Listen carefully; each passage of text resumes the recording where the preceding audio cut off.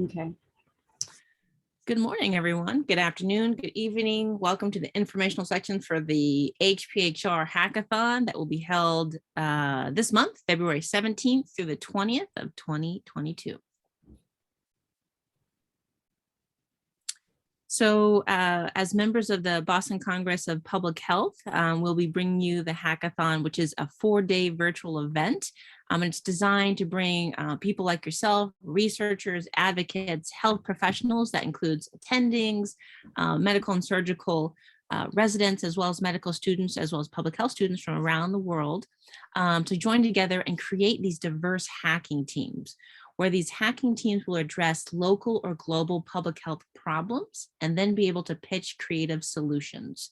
And the way this hackathon will be formed, it will be in producing written essays that are up to 1,000 words, as well as photo essays that include 10 to 20 photos. And we have 5 areas that this hackathon can potentially address.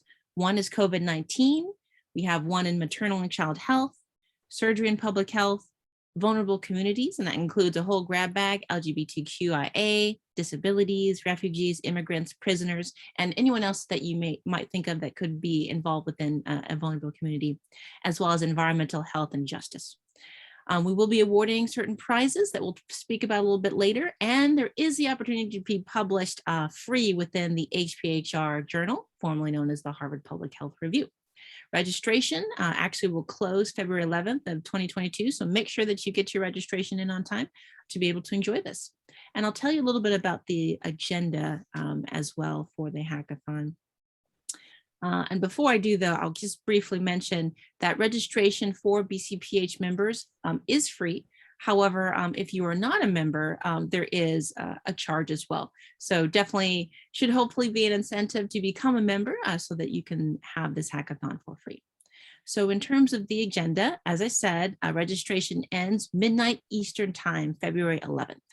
And then the first day of the hackathon is a time to get to know all of the rules and guidelines, to start to form your hackathon groups, of which it will be 2 to 5 people.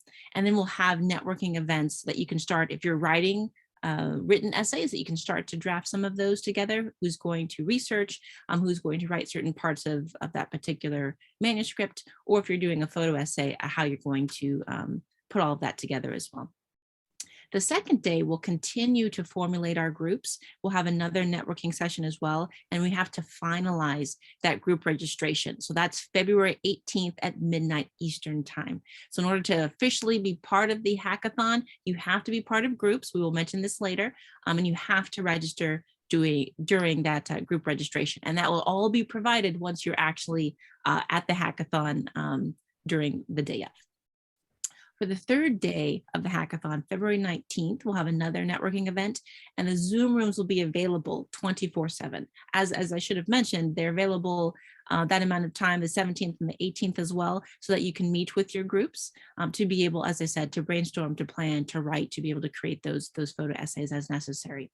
And then the second to last day, or the penultimate day, February 20th, groups will meet to finalize their pitches, because there is a pitch to this. So not only will people be writing and or creating photo essays, but they will also pitch what is their problem, what is their creative solution to the public health issue of their choice. And then final pitches will be happening 2 to 5 p.m. Eastern that day. However, there's a final day, February 25th, that's not part of the intense time. So that will be another networking opportunity, but that's when we will have the award ceremony for those that are the best written pieces, the best photo essays, as well as the best pitches as well. So intense 4-day event, and then that additional award day and additional networking day on the 25th. Thank you, Dr. Carpenter, for that wonderful sort of introduction and walking through the agenda. It makes it very clear everything that's going to happen. But we also want to do just an overview of the objectives of the hackathon. So, like any hackathon, we are here to bring together, intellectually, technically, social, culturally, and geographically diverse teams, meaning all of you, which are highly motivated, enthusiastic, and action-oriented. We want you to join us if you are interested in addressing public health problems, and if you have very interesting and innovative and iconoclastic ways to approach these problems and come up with solutions. So therefore, we want solution-oriented thinking. We want to foster problem solving to public health issues. And this is also an opportunity for you to engage in networking.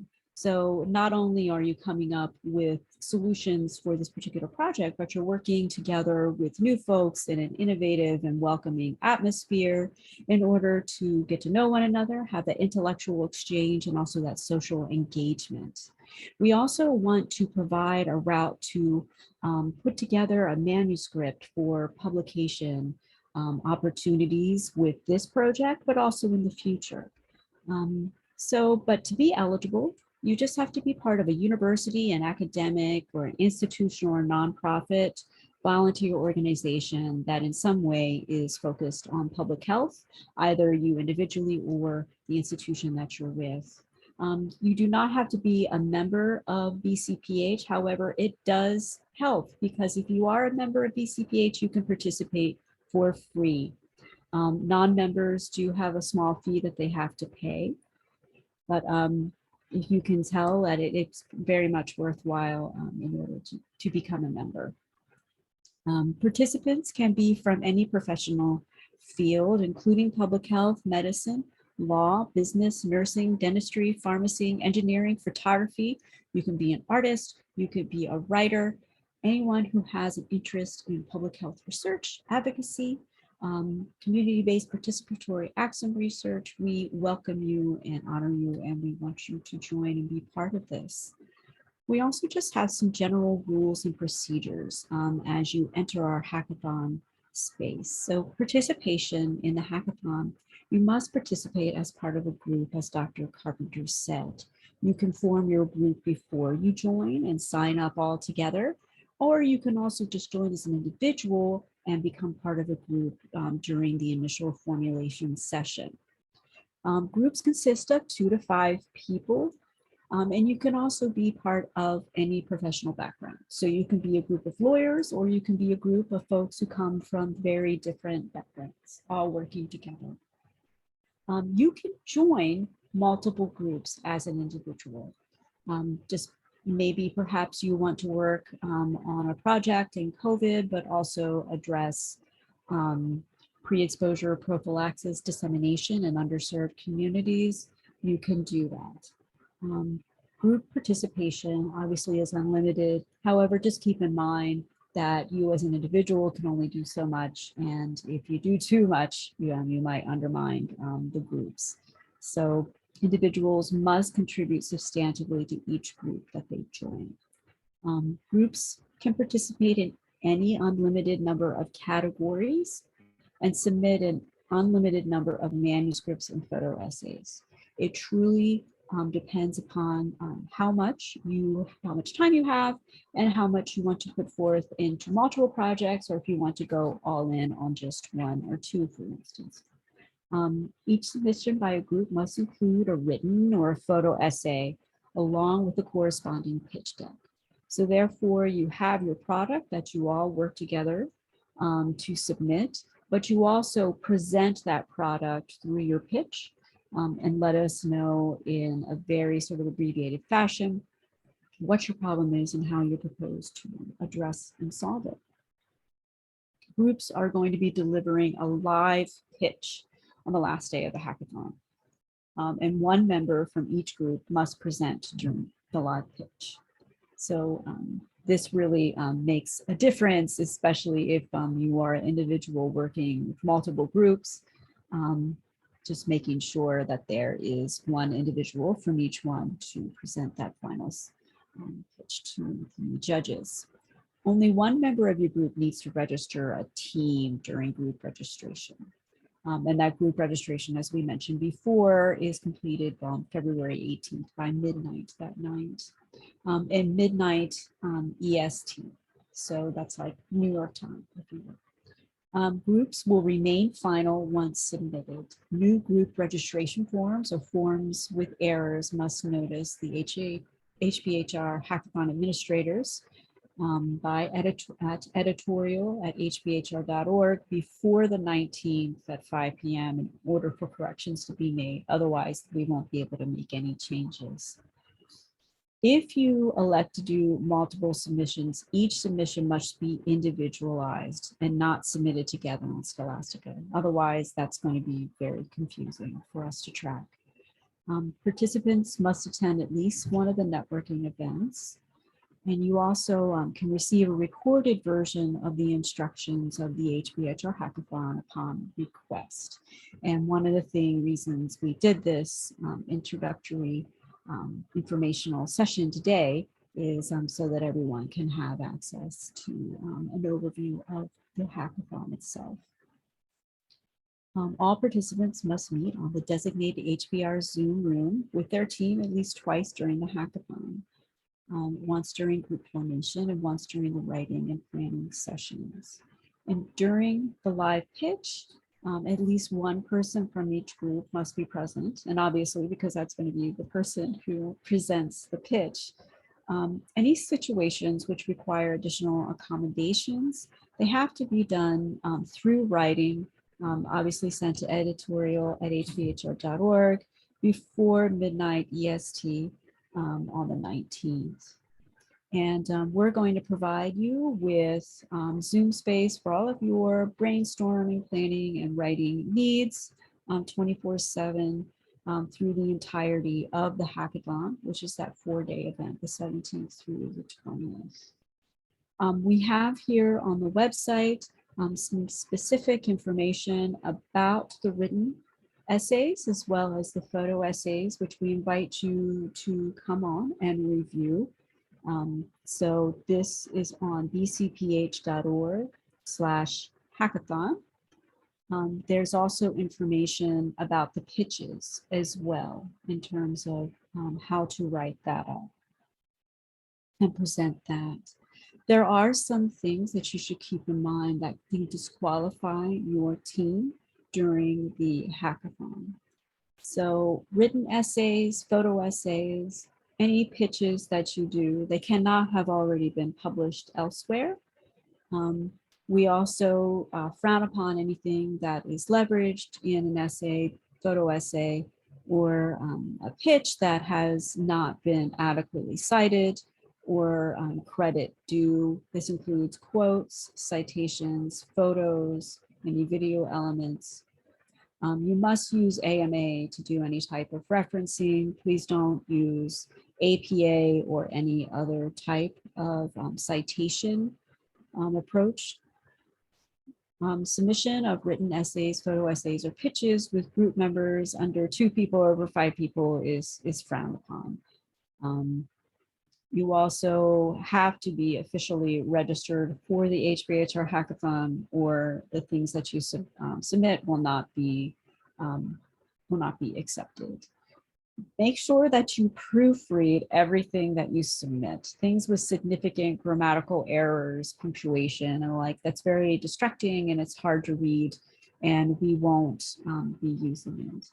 The other thing that we want to stress is that the hackathon space is a safe space.